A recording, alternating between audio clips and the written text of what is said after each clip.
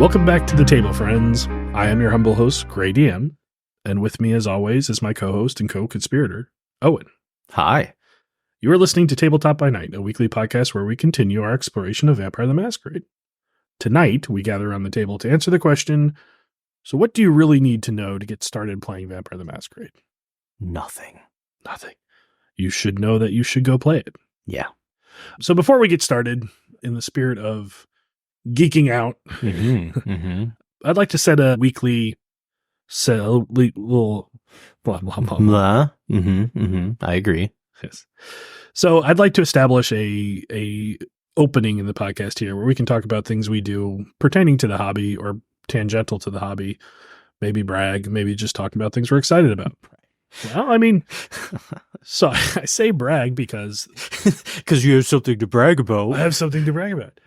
So for those of you who are not in the tournament, because most of the people listen to this podcast probably are, we are having a 10th edition 40K combat patrol tournament this year that I thought was really fun. And to spearhead it, I had to make sure that I got a full combat patrol painted and assembled and pretty, and tried to encourage people to do the same. And it is the first time I have finished a painted army, sad as that may be. Congratulations.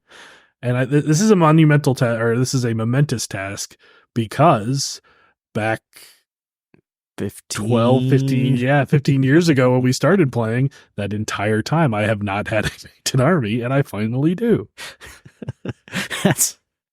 That's actually really strange because honestly, for the longest time, I probably had the most painted models. You did.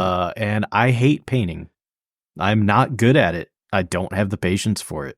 So we actually had a complete inverse situation where the amount of painted models directly affected how interested you were to painting in reverse. So that the person who cared the most about painting had one model painted. And I'm in the middle somewhere, and then you're on the other side where you're like, I don't care about this painting, and I have a lot. What do you mean I gotta paint 20 more orcs? Oh God. I'm still a little sour about something you did though. Oh, what'd I do? Do you remember when I got my big mech? That was like probably the first model that I painted that like I actually felt really good about. And you came into my room where I was working on it, and I just basically finished it. And I was like, man, this looks really good. And you picked it up and you looked at it and you promptly dropped it on the floor.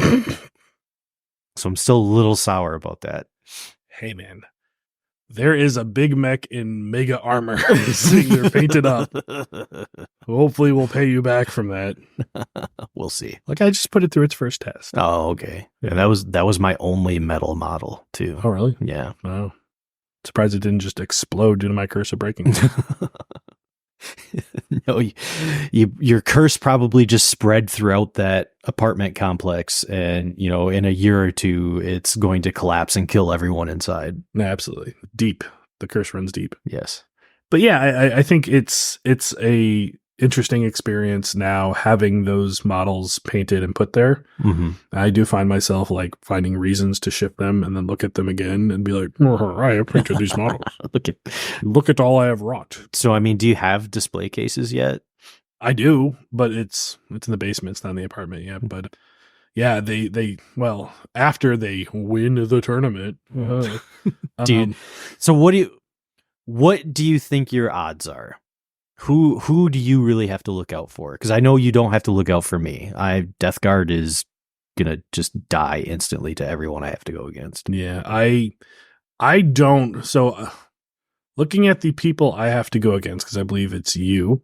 It's our Adeptus Custodes player, and then it is our Eldari player. I'm pretty Grey sure doesn't want to mention who that person is. No. There's no bias there at all. I'm pretty sure, if I'm going to be candid, I'm going like two of you. I plan to sweep pretty easily. It's just the Death Guard or the World Eaters are kind of like stupidly simple to play, and so you have to have a plan to deal with them when they're coming at you. And for you, I don't think there's a good plan, and that can happen. No. And then for her, I don't think she's going to have a good plan to deal with them. No.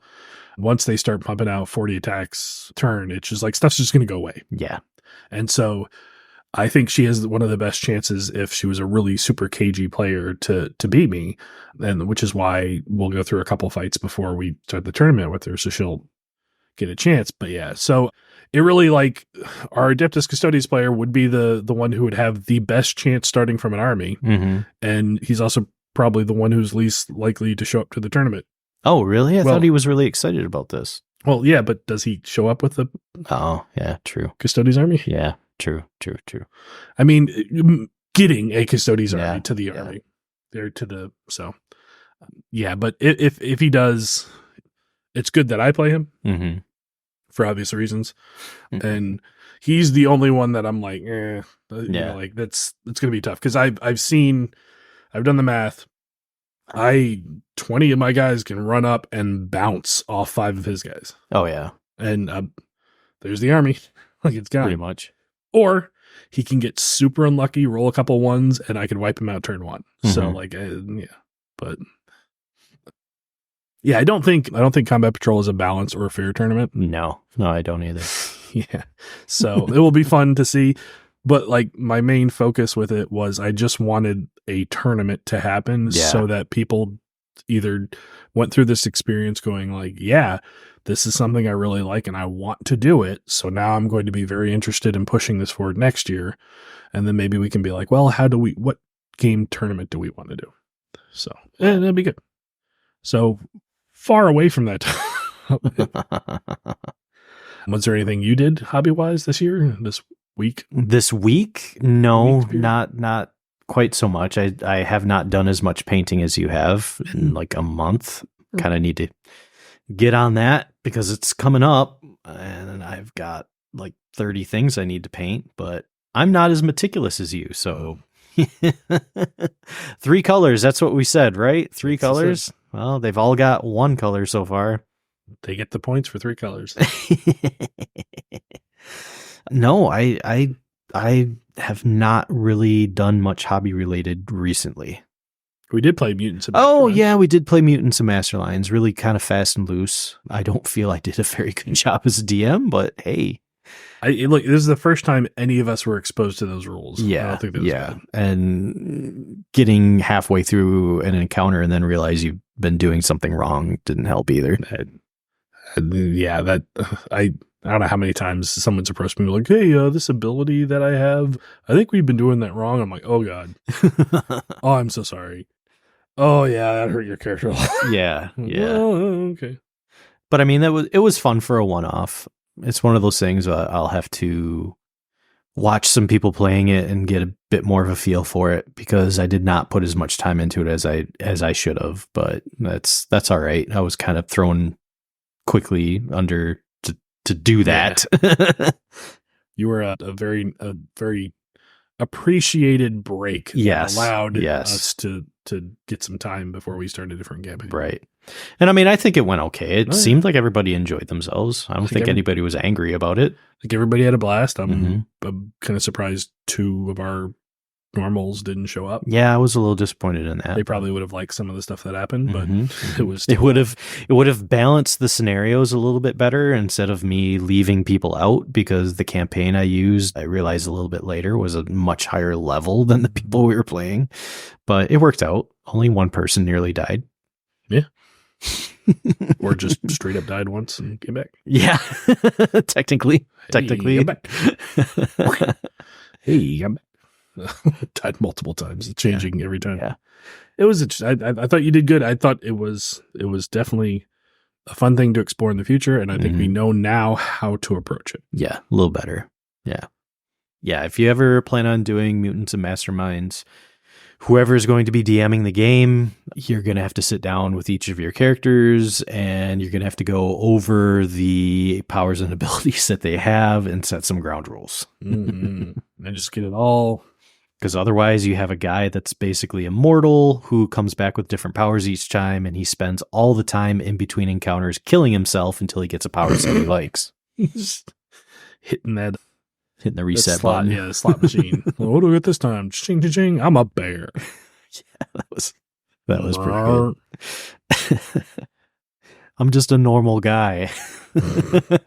Someone kill me. Reset. Reset.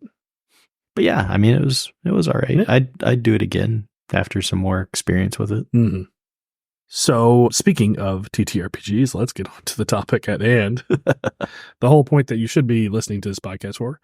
We're trying to convince you to play Vampire the Masquerade. Yes. And so today we're going to answer the question, what do you need to know to get started playing? And I'm going to start a little bit just explaining the history of the releases of the game, because if you start looking for this, some of this might get confusing at first. Yeah, this is an interesting part, because from what you've told me, I didn't realize that it had transferred hands so many times.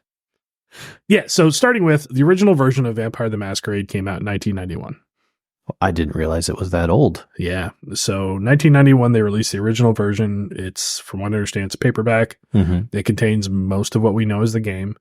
It is a small, kind of thin paperback book that has the rules, has kind of nice little cover on it, and basically exploded out into the TTRPG scene. So was White Wolf the original publisher? White Wolf didn't exist, to my understanding. Oh, okay. So White Wolf came along, I don't know exactly when. If you're actually really interested in the history of it, there's a podcast called, I think, Vampire the Masquerade 20 Years that details every book that's been published. Oh, wow. And yeah, you can hear that, like, through the first year, they published something like 6 or 8 books before they got to second edition, which came out a year later. Oh, so they only had first edition for 1 year. Yeah. Wow. So first edition is kind of the thing no one's going to find or play because it's out there. Second edition is where most of the people who talk about playing Vampire the Masquerade back in the 90s, that's what they were playing. Okay. So second edition is the full-blown, like, we've learned, we're now a company, we're releasing these products. We now have things like clan books that go into in-depth over the individual clans. We now understand what things like the Sabbat are, because apparently in the first edition, the Sabbat are essentially just boogeymen. Oh, so okay. Now they've gone through the work. They kind of know what they're talking about. Second edition releases, and they really get into kind of the game that has a history. In 1998, they came out with a revised edition. Okay. So 6 years later, they finally went back, tweaked some things. I think that's the edition that the Vampire Masquerade Bloodlines was based off of. Okay. So that's just, from what I understand, it's pretty similar. It's just tweaking things and fixing things. It's just a revised edition as opposed to a whole new edition. 2004, White Wolf discontinues Vampire the Masquerade. And that is right before we got into it. It was replaced with Vampire the Requiem. Okay. So basically, that's when they rebooted the whole World of Darkness. Right. Now, what they wanted to do, and what they did, was take all these books that were released coinciding with Vampire the Masquerade. Because Vampire the Masquerade was set in the World of Darkness, which also included other races. Vampire, or werewolf, vampire, obviously. Changeling, mummy, like we talked about the whole gambit. Because the World of Darkness was its own standalone book, wasn't it? That's not until Requiem. Oh, okay. So back then, the World of Darkness was essentially like a collection of books that were all themed by White Wolf to be released this way. I see. So in 2004, when they re-released when they discontinued the previous one and they released Vampire the Requiem, they put out a book called The World of Darkness first. And that storytelling system was used in all their products. That makes sense. So technically, you go back, you play Vampire the Masquerade, and you pick up Werewolf I don't even remember what it's called. Yeah. The original, because we played Werewolf the Forsaken. Right. I think it's Werewolf the Apocalypse. Could be. The rules in Werewolf are different. It's a different compared system to everything else. Yeah. Now, it may use D10s like Vampire the Masquerade. It may have a lot of similarities because they're designed kind of by the same people. They're not the same system. They don't interact at all.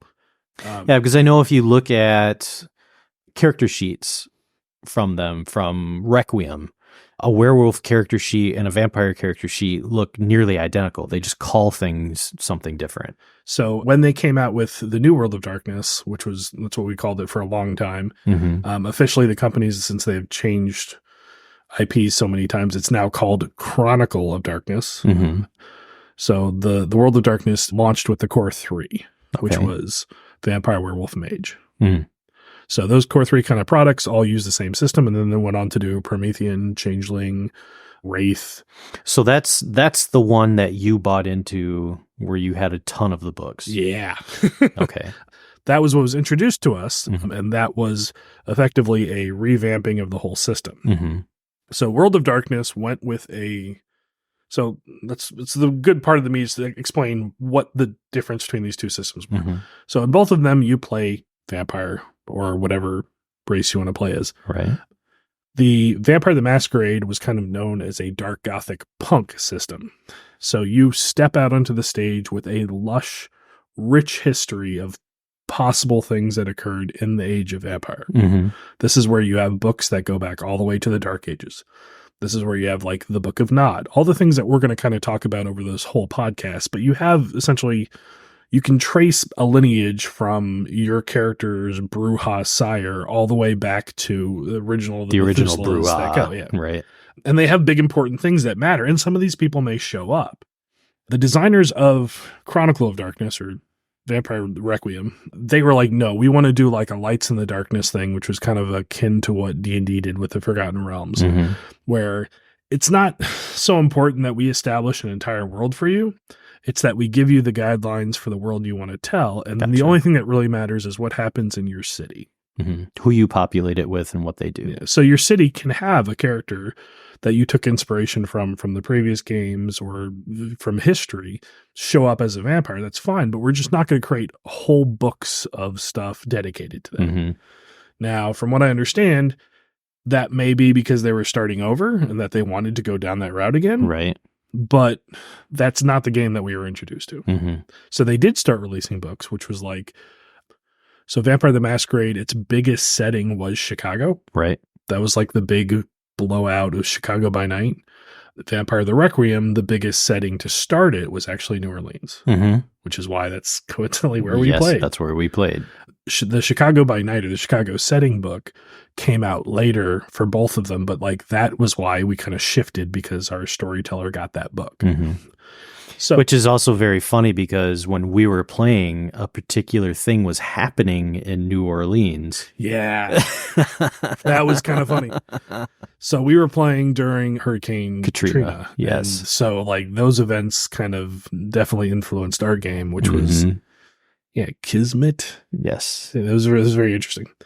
So anyway, Chronicle of Darkness was its own thing. And that's kind of what led to, I guess, the downfall of White Wolf as a company, is that the people who grew up or who cut their teeth playing Vampire the Masquerade. We'll cut that. The people who basically were used to playing Vampire the Masquerade and they were used to that structure and those characters, they didn't like Requiem. Yeah. They thought Requiem was too open. Yeah, you're kind of, Requiem focuses a lot more on your character's journey as a vampire of like them dealing with the beast internally and their struggles and their kind of way of finding a future. And less than the greater story that's happening around them. Yeah. So you get things like, if you want to play something like a Tremere, like we played, that can really only exist in a game where history and lineage matter a lot. Right. That just doesn't work in Requiem, which is why there are no Tremere in Requiem. So, which is very unfortunate. Yeah. Well, they did things where they actually created a bloodline for Ventrue, I think, that had all those powers. Yes. So they did try to put some of that stuff back in the game and give you access to it, but they were just like... They really trimmed back all of the clans and either made a specific older clan a sub-clan of another more popular clan. And yeah, that I didn't like that because I remember when we got into that, I was like, wow, there's several clans that are just not here now. Yeah. Some of them that we liked. The other thing they did too is like they refactored the way the politics worked too. So the Camarilla it wasn't really the Camarilla anymore. That word technically I don't think exists in Requiem. Yeah. This is just the way vampires are. This is what is expected. Vampire the Masquerade, kind of puts forth this thing that if you break the masquerade, you will be hunted down. It's a rule that needs to be enforced. Yep. Vampire the Requiem says no self-respecting vampire would break it anyway. Yeah, which is strange because to do the things that you're doing, it's going to happen. Yeah. Also, they basically took a lot of the politics and stuff and turned them into the factions. Can't remember what the word they use for them. So there's like political factions that ideologies, cults almost that you would join. as opposed to the big three trifecta of the Anarchs, the Sabbat, and the Camarilla. Some of them are like when you start digging into Vampire the Masquerade, like we will, some of the stuff will be like, oh, that sounds a lot like the Lance Sanctum, or that sounds a lot like, what we got used to. But like it is all refactoring, and it is all meant to play a game that's, I think ultimately, if you want to sit at your table and you want to say like, hey, I am redefining my city and we're going to play there, Requiem is largely easier to get into. If you're expecting to sit at the table and be like, I want to play in this long-standing World of Darkness, Requiem is kind of like a slap in the face. Yeah. So Requiem pretty much went through, they never really got a second edition out while White Wolf was a thing. So they were... So what year is this right now? So 2004 forward. Okay. I think 2011, as I believe one of their last things that they did, I could be wrong about this, is they came out with the 20th anniversary edition of Vampire the Masquerade. So they kind of went back and did a 20th edition, a revised. This is what V20 is. If you've heard about it, I always mistake it. I thought it was a D20 Vampire system. It's not. It's version 20. This is 4th edition Vampire because they are very loose with the new company coming up with 5th edition. Right. This is just an anniversary edition where they took a lot of reference stuff from some of the expanded source material books and kind of put it together a whole package. And they're like, this is the anniversary edition. And so it's a pretty good place if you want to go dig up that old stuff. So Requiem, kind of like I said, the company went under and they couldn't really fund the rest of that whole line. So it transferred to another company. Not sure. Can't remember who that was, but that's a weird name. What? Not sure. Not sure. Yeah. Not sure is a great company. Not sure is the hero. It's also the smartest man in the world. He's the man we need. He will fix all the problems. Got a head shaped like a peanut. Why does he talk so funny? So they came out with basically when I think when they transferred, they got bought out by, they went under and a new company took them over. And I don't think it's Paradox Interactive yet. Because Modiphius picked them up at some point, and then Paradox, and then now they're Paradox, but they get released by Renegade Game Studios. So Well, it's like at some point in time, I know that the owners of EVE Online take ownership. This is so that's a whole thing that we could go into. Maybe we'll talk about but I was just talking about companies buying stuff. Tell us if you want to hear about that. Otherwise, they came out with the 2nd edition called Blood and Smoke. This is when they had already transfer hands. Blood and Smoke, or the Strix Chronicles, is when we tried again to play it. That was essentially Chronicles of Darkness version 2. They had kind of tweaked some things, fixed some things. It was a different company. They had already lost the polish of the books, and now it was like a print on demand thing. Yeah. So I have a couple of those books too, but you can tell this is print on demand, not the quality that the previous game was. Interesting, very interesting idea. There was no Sabbat. Both of those versions, they had the 7 and the Strix were the enemies. And those were interesting kind of concepts to go after vampires. But like I said, they were part of something called the God Machine Chronicle, which I'm kind of unfortunate we never really explored. So what is, that's their version of World of Darkness? Or That's World of Darkness 2, basically. Okay. Yeah, New World of Darkness version 2. They set this kind of... So World of Darkness established the storyteller having access to the whole World of Darkness and a cohesive rule setting. The God Machine Chronicle was here's that plus an underlying meta plot. And this meta plot will exist through all these books. Today, or yesterday, I found out that one of them is Demon. So there was actually a Demon. A Demon release. It was a little weird because they're not demons. They're actually part of the machine, and it's a whole thing. But it's not what our demon player wants to play. Yeah. So unfortunately, I don't think I can use it to placate him.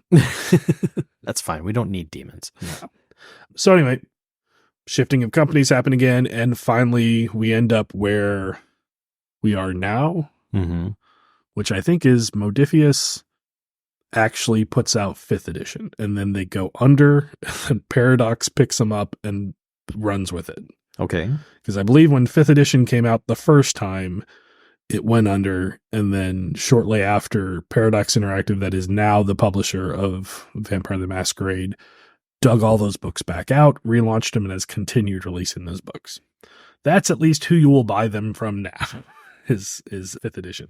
So is it a whole new system again, or just something that's revamped? So 5th edition was a new system. This is Okay. actually really the full blown to the bottom. Everything is redone. Mm-hmm. Disciplines, the core hunger mechanics. When we play the game, the hunger mechanics don't exist like it did before. There's Right. no blood pool. There's all Right. of that stuff was worked in. That was all done during the creation of 5th edition Mm-hmm. when the previous company had it. I'm not sure why they couldn't stay afloat. I just know that they did go under, and then Paradox has picked it up, and Mm-hmm. because I believe the book came out and then went away and then came out. So under one publisher and then under a different publisher? Yeah, and it's the same book, but Yeah. so I think the version, 5th edition, the 5th edition core rulebook that I have is technically not the one you buy right now Oh. because it's still published. It was published by the other previous company. So do you think there's any difference between them, or is it literally just different publishers? Everything I've heard is just it was already ready to go, so Okay. they just basically re-released it. Gotcha. So now they have a host of books. Now they've got books covering the factions, so the Anarchs, the Camarilla, the Sabbat. I'm so glad those are back.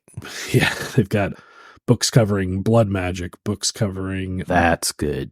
Because I always felt blood magic was just weak compared to everything else. Yeah. It didn't serve it didn't feel like magic. It just felt like another ability vampires have. because blood magic was one of those things I think that was tied heavily into having this robust, already set up system and Right. world in front of you, Mm-hmm. the pyramid of the Tremere and all that stuff. So if you don't have that, how are you going to do blood magic? So when Right. we got our hands on the first book, the 5th edition book, that stuff really still hadn't been set up fully. Right. So we just had a splash of it. Mm-hmm. Now they've got whole books dedicated to it. That's good. I'll have to get one of those. Yeah. The blood cults. I have that. So then they've also I'd like to learn more blood magic. yes, please tell me more things I can do. They now have they've released their Chicago Mhm. setting. We won't need that. No one goes to Chicago. No anymore. one goes to Chicago. Something we'll talk about in the future is the history. London fell, and that's a very important part of the history. Twice. What do you mean fell? So there's two important parts where London fell in the Vampire the Masquerade Mhm. history. So an important part here too that we're going to talk about is 20th anniversary edition and everything became before it is the old lore. Mhm. The new lore may not contradict it, but that doesn't necessarily mean it accepts that it happened. Right. So we may talk in this podcast going forward about stuff, and we'll try to be clear when we're talking about old lore versus new lore stuff. We may arise into conflictions because these are two different publishers who did Mhm, this. So, but basically in the traditional or old lore, when the Spanish Inquisition came out, Mhm. and so basically the first Inquisition, that was during the founding of the Camarilla. Mhm. And one of the things that happened was, I might be butchering this, so we will talk about this specifically later on. There was a famous venture who got killed. Okay. And it's a famous thing in the Bruja clan is they're the ones who killed him. Mm. It's a whole thing. It's there's probably going to be someone pissed off at me. Yeah, I'm sure. Don't worry. We'll fix it later. Anyway, we will go into this topic, but basically it was the founding of the Anarchs and the Camarilla. And Gotcha. it involved essentially some big figures, and I'm pretty sure one of them whose venture died. Mm-hmm. And the Anarchs were kind of fuck you. And then the Sabbath basically came from that group and said, hey, we don't think you're doing enough. We want to go hunt our elders and eat them. Mm-hmm. So that was one of the big, and that essentially all involved the Spanish Inquisition and the concept that vampires were dealing with the ramifications of overexerting their influence. Mm-hmm. So humans were starting to basically communicate much better. There were information networks for the mortals, and those information networks were letting them try to hunt down people. So the Inquisition happened. So all that in 5th edition is mirrored in the second Inquisition. Inquisition. And the second Inquisition, the FBI, or is it the CIA? One of the two get a hold of ShrekNet. So they get into the Nosferatu interweb, and they basically start getting information on all the vampires. And London falls. And at that point, London is a stronghold for the Venture clan, and so it falls. So these new rules come out of that's where you don't use cell phones, you don't use the internet. Gotcha. Hence everybody's fearful of the Inquisition after that. Mm-hmm. So hence there's a splat book that talks about the fall of the London for the second time. So So yeah, those are, if you want to play now, basically you're going to start with looking at the 5th edition rulebook or the player's guide. The player's guide is a chunk of the 5th edition rulebook with some of the stuff that's come out in the various other splat books, but they're all like powers, disciplines. Things Doesn't have any of the lore, really. Right. It's mainly things the player needs to be able to function.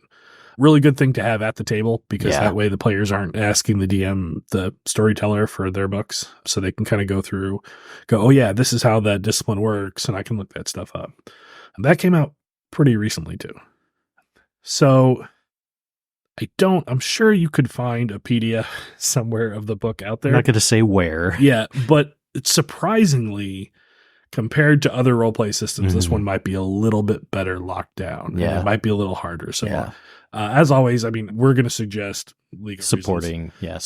support the publisher, or else we're going to end up with 6th edition made by Microsoft. Yes. I do like the books. The new books are, I don't think they're as pretty as Requiem was, but like they're definitely more produced. They're higher quality. And that's one thing I did really like about the older books, is the artwork that was included inside was, someone put a lot of love into that, and it's very good. Yeah, some of those, everything from the design of the book himself, the embossment, like those were, when you bought, like back then, when you bought like a $50 like Requiem book, you know, you were like, geez, this is expensive, but this is also, it's a hardcover bound, very nice paper. Various foils that are used to do, I mean, it's a pretty book if you can find it. 5th edition is more like your standard kind of gloss cover, but they do some embellishments in it. And then there's good artwork. There's a lot more modern artwork. Oh, that's what in the edition. So between 5th edition launching and the company change, there was a scandal about a lot of the lore that they had originally put in 5th edition dealt with an Eastern European region where they were having a bunch of issues, like LGBT issues, and it like coincided with a political event that went really bad. Oh. And they tried to erase it when they came out with the new one, because they were like, we don't talk about that anymore. So there's a whole cancel culture thing that happened when it first came out, and it was just really unfortunate. Just bad timing. Yeah, the company just was like, oh, we're going to tell a story that takes place. Oh God, why did we do that? Yeah. It wasn't really an issue. So I think that may be one of the differences between the two. So, but otherwise it's basically the same book. So get the book. That's one of the things. At least pitch in and get the player's handbook. I'm just laughing because we're still on the first thing you need to get. So, you know, it's expensive too. It is. And that's one of the things.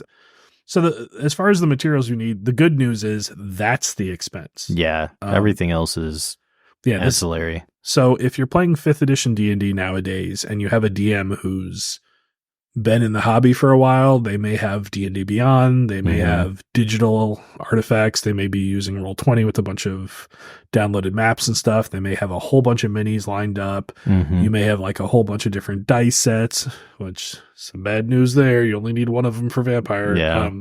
Bad news? Well, maybe bad news for, you know, collectors or hoarders of dice. Look, because the shiny rocks make the click-clack noise. Yeah, they do. So with Vampire, really, it's a D10 based system. You can buy the fancy Vampire dice, and they make them in 2 different grades, I believe. The plastic ones we have, and then they have like fancy ones, which I think they're like made of some sort of like a mineral. I know a particular Tremere who probably would use those dice. It's a gilded set. Yes. Let me roll that blood check. Yes.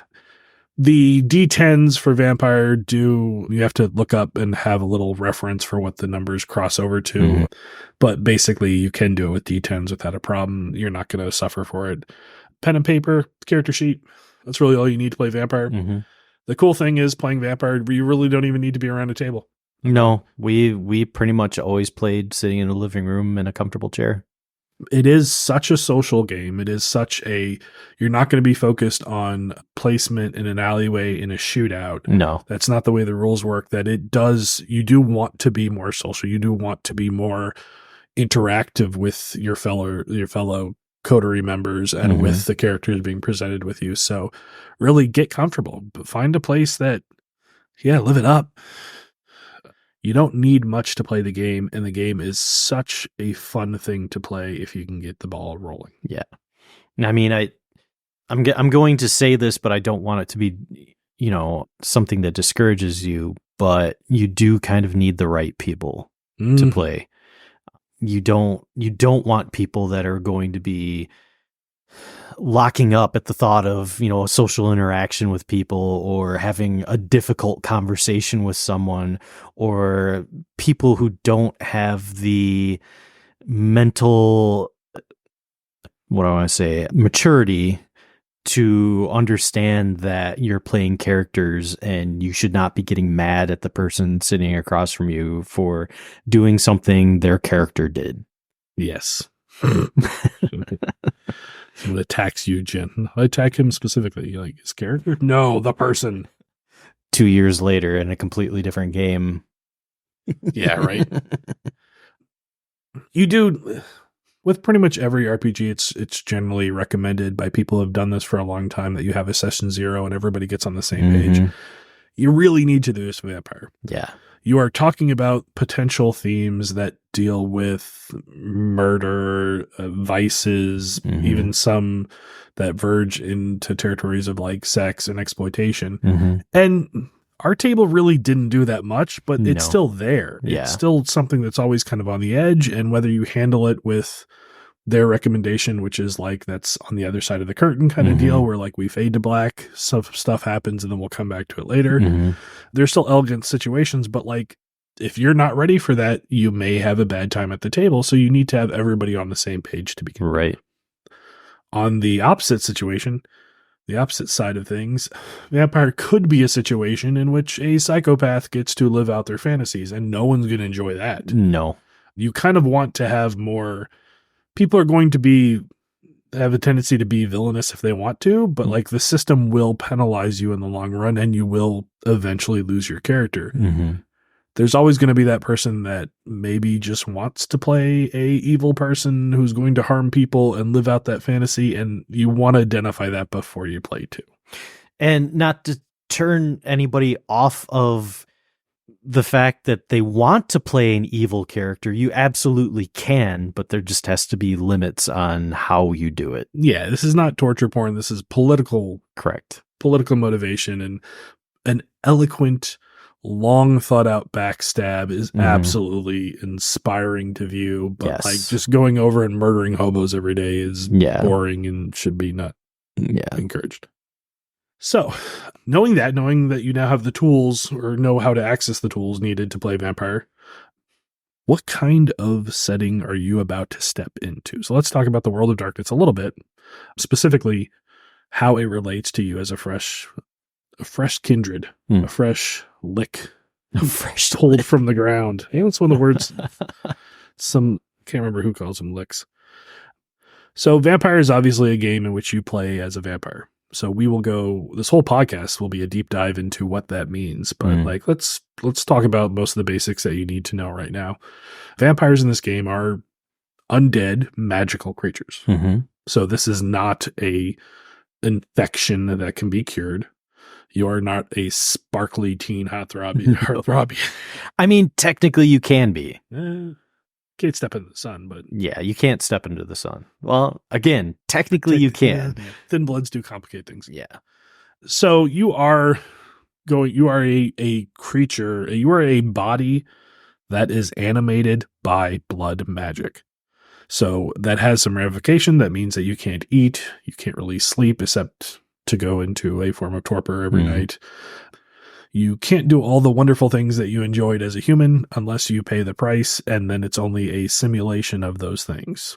That joy has been taken from you pretty much forever. It has been replaced with a beast inside you that wants one thing and one thing only, and that thing is to drink delicious vitae. Delicious, so good. So good. And that is your new personal, and the term, as Smiling Jack put it, your own personal fucking heroin. It's the best thing in life. It's the thing that makes you wake up at night with a smile on your face and a long tooth ready to bite into someone's neck. It's the thing that drives you, and you need to accept that. That is going to be part of your character. You can choose to fight that urge, but have no delusion that that isn't a core part of the character that you are telling in this story. So, a couple other things you need to know. Older vampires are generally going to be far more powerful than you are and terrifying, but they also might descend into madness. Oh, please elaborate. Please elaborate. So Requiem did a little bit different. Requiem said madness was an inevitability, that vampires that got the blood grew too thick, too rich, that they had to descend into madness in order to thin it out. Vampire the Masquerade does have kind of a version of like this. As vampires feed, their blood has a tendency to grow more potent. And unfortunately, that means you need more resources to consume. So you need more blood. Eventually, you may need better blood. Maybe you need vampiric blood because killing that PhD just isn't cutting it anymore in your 1,000th year. So you have a tendency to like basically hit a point at which you are unsustainable, and either someone's going to stake you and put you in the ground, or you're going to find a nice, cozy, dark place no one knows about and go to sleep for 1,000 years until you sleep it off. The ultimate hangover. So one of the things that the new 5th edition of Vampire the Masquerade does is they basically come out with this concept that because you are a blood predator, adapting to your social environment is inborn. So no longer are these Methuselah, these ancient vampires, waking up unable to adjust to society that they find themselves in. Instead, that's kind of built into your vampiric DNA. So they actually adapt pretty quick. The problem is they also have many lifetimes worth of data stored in their heads, and that stuff can come out in weird ways. So almost like a tick or something. Yeah, forced compulsions. Yeah. They can do all kinds of things. They can have deviant behaviors that they have because of this. They also may just start trying to pick up their old habits again. So Vampire is a game where you play your character with a lot of social interaction and social development. So sometimes you will be asked to play things such as mental disorders. Things that are specifically attached to your spiritual or your supernatural part of your body, part of your soul entity. Your ghost. Yeah, so sometimes you'll have to play things like an irrational fear of fire, and sometimes if you're going to play something like a Malkavian, then you're going to have to play some really messed up social and mental issues. Sometimes you play different people. Vampires also, because vampires live in the shadows, because they have suffered through another Inquisition, and because they interact with the world in a very much different way than people do, vampires also do not trade often in money. We'll go into this more with the different groups, but they're generally going to trade in things like favors, honor, boons, information. They're not going to go, hey, I'll give you $20 to go do this thing. They're going to say, like, I owe you a favor. So you're going to enter into a vast, complicated, political, like, dark high school. Dark high school. I mean, darkest high school. And this is more... You mean between vampires, not so much like in everyday occurrences. You're not going to go to McDonald's and be like, I will owe you a boon if you give me this Big Mac. Human. King of the burgers. I will owe you 3 boons if you give me a hamburger today. No, this is obviously between the supernatural, mainly the vampires. You're right.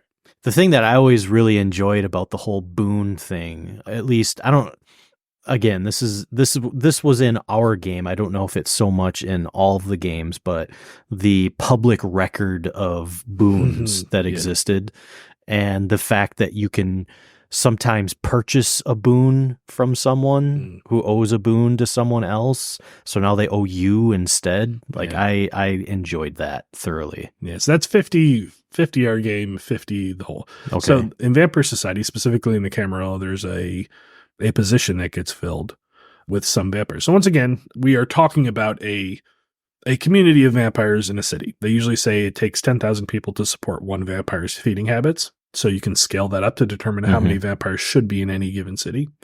And the collection of vampires in there have to come to some sort of accord. Most often, we usually play games that take place with the Camarilla. That is a form of government. It is a group of people that have basically banded together, kindred that have banded together to form a hierarchy. There will generally be someone at the top who's a prince, and that prince will have officers in their station that perform certain things. In this case, the harpy, who is often the owner of the boons. Mm-hmm.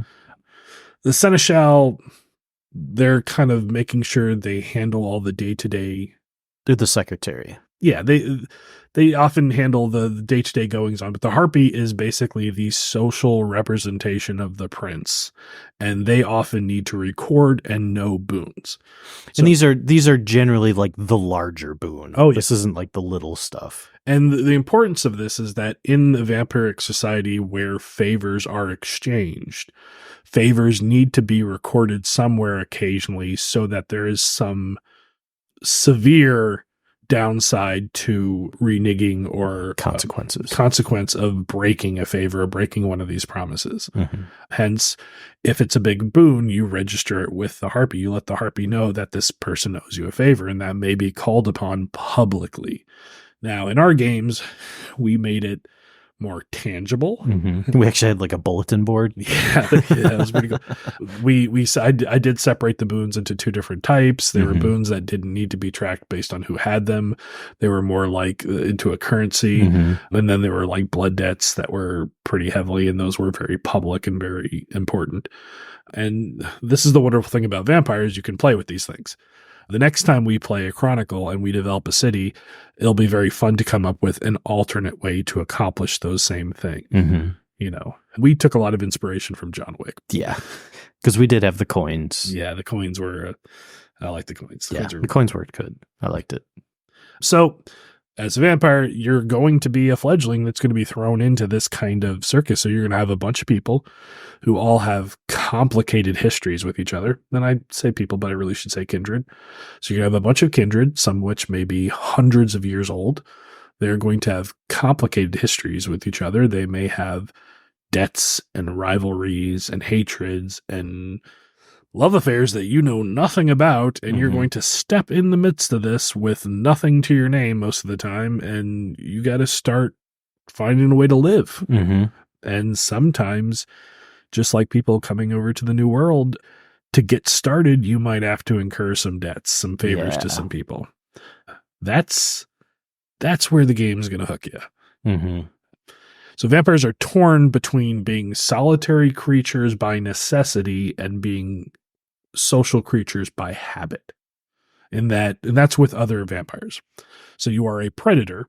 It is far easier for you to exist if there are no other vampires nearby that know you, but you have a tendency, a built-in pulling to other vampires as social creatures. Like you want the person that you want to talk to on that occasional night to understand what it's like to be surrounded by people who you feed on and you can't relate to. So inevitably, this means that kind of like, you know, atoms that are floating around and being pulled together at the heart of a sun, there's always going to be friction by virtue of vampires interacting with each other. So on the micro scale, this often comes in the form of a coterie or a Sabbat pack, which we'll dive into later. Now, do the Anarchs have their own version? I don't know. It's a book I have to read. Oh, okay. I said that they had packs. They had a wolf pack. Okay. I do think Anarchs have packs. From what I've read, there are famous Anarch packs. I think they use that term instead of coterie. Okay. But I believe the Sabbat also used it as a pack. Okay. So it would make sense since one kind of devolved from the other. Yeah, we'll have to take that journey together and explore that. I may be coming back in a couple of podcasts and be like, I was wrong, so freaking wrong. Please don't listen to that podcast if you're listening to this one. Scratch everything you know about the Sabbat. But that's what this podcast is. This is a journey. We're all learning together.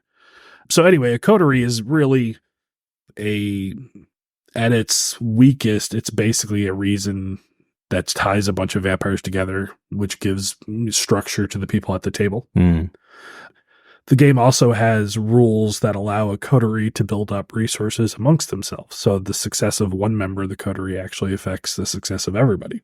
So you can have shared social traits, shared like resources such as domains. Yeah.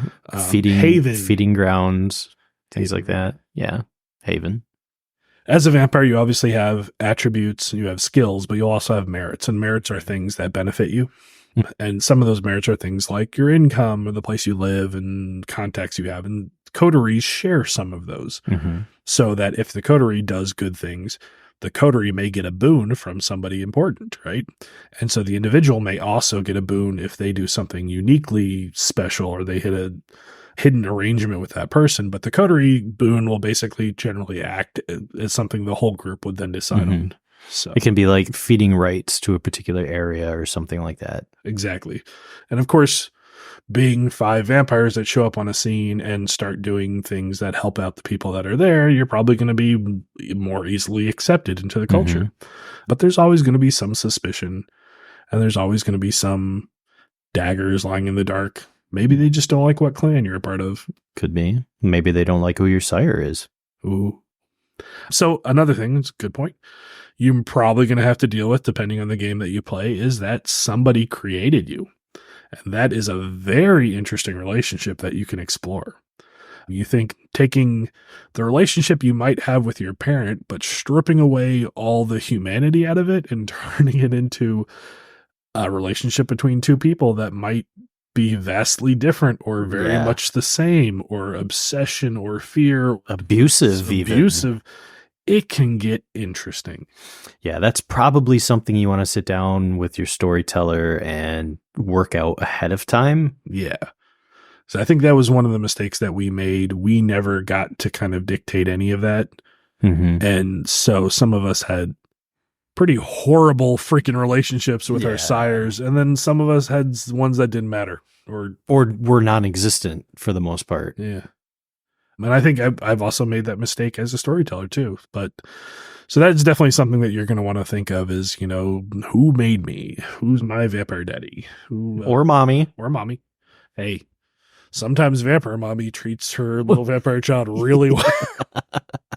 Especially if everybody needs vampire mommy. Yes. Especially if vampire mommy is one of the most important people in the clan. Be so good someday to see you play the back in normal folk. And you're like, this is not as fun as this. I used to get away with a lot more. I mean, we'll see. We'll see how it goes. Yeah. Okay. So let's see. We've talked about basics of Vampire Society. We've talked about kind of what you are as feeding. You have to feed. You're right. Feeding is usually going to be explored. I think we talked about this last time. Feeding is generally going to be explored 1 or 2 times, and then it often gets relegated to just background. You actually have like stats that you can sometimes just be like, yeah, or just roll those and, streetwise or survival or something like that. Yeah, absolutely. Now, the exception to this is when hunger starts pushing into gameplay. So vampires are fueled by blood. So the more you use your powers and stuff, the more likely it is that you grow hungry. And in the middle of play, when you start getting really hungry, that's when the storyteller is probably going to make feeding matter. Because vampires, that beast that's inside you that's telling you to feed, sometimes if you do not placate it, it will take over. And those can be both some of the goriest successes that you may ever have where, oh yeah, you did win that fight, but you won the fight by ripping the person in 2 and splattering the entire alleyway in his guts. Or it could be bestial failures where you straight up take off into the night and run into the local orphanage and then end up spending the rest of your unlife horrified at what you did that night. Yeah. So feeding is always something that as a vampire you're going to want to proactively manage, because if you neglect it, much as is the core story, you will pay the price for neglecting it. And it's always really fun when the prim and proper vampire all of a sudden becomes a beast of feeding frenzy desire. Someone's thrown out. Yeah, this person who up to this point has been, very upright and, very charismatic and things like that. And then suddenly, they go and rip someone's head off and, drink the fountain that's pouring out. Oh, pardon me. I got a little bit. Oh, let me pull out my kerchief. Yes, there are many different tropes that you can play with and that we do encourage you to play with. They're very fun. But yes, feeding is something that you'll have to manage. Also, you'll manage how you survive as a vampire. So how you create this illusion that you don't go out during the day. So how you get money. Like I said, Right. depending on the way the storyteller sets things up, that may be a real thing. You may just be a vampire that's working 9 to 5. Well, not 9 to 5. Maybe it can be 9 to 10 5. to 6 job. Yeah. You also might be so embroiled into vampiric society that your material needs are just always taken care of. Yeah. These are really great things to kind of tackle and to think about when you're designing your character. Mm-hmm. But ultimately, you are going to create this, usually always from the basis of being a human, but you are going to create this undead monster, and then you're going to deal with the ramifications of trying to control it and trying to give it just what it needs so that people don't suffer. Mm-hmm. That's the heart of vampire. All right. So we told you what you need to go find as far as what probably needs to be purchased by your group or you specifically. We told you kind of the materials you needed, and we told you a brief overview of the type of story that you need to get ready to play. So what do you think, Owen? Do you think there's anything else they need to know to get started to play vampire before they dive into the bloody deep pool? I mean, no, not really. I think we kind of covered most of what we need. We kind of said already. I just really want to nail down, like, it's best to have an idea of what you want your character to be before, you jump into the game. Like, have an idea. I really liked we only did this a couple times where it was like create your human character, and then afterwards you create the vampire that they became. Oh yeah, and the new 5th edition has some really great questions that drive character development that I really like, because they kind of tie, like, take this because of something that happened. What was the thing that happened? Right. There's really good ideas. But yeah, I think that is great advice. And so going forward in our next session, I think we're going to dive into a deeper explanation of kind of vampire politics and setting the stage for the individual deep dives that we go over. So we're going to talk about clans. We're going to talk about political ideologies. We'll talk about the origins of things that you have heard us mention, like the Camarilla, the Sabbat, and the Anarchs. And we will kind of set up all the individual wonderful explorations that we're going to do, going for deep dives into the individual books that I will hurriedly go read so that I don't get corrected 24. I mean, it's going to happen. It's going to happen anyway. Well, unless you've got anything else, I think we've kind of run the end of this session. No, I think now would be a good time to stop. Yeah, I think so. I agree too. So, you know what? We will see you guys again around the table. And until then, I hope all your hunting is fruitful and the Inquisition stay far away.